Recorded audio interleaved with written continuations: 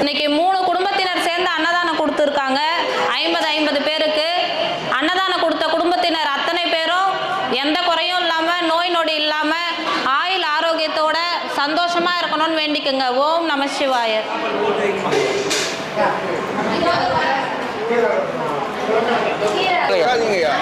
ஐயா சாப்பிட்டீங்களா?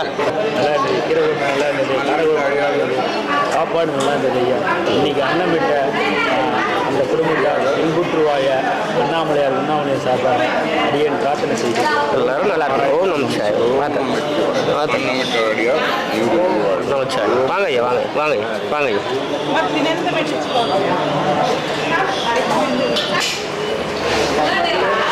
பர்த்டே வாங்க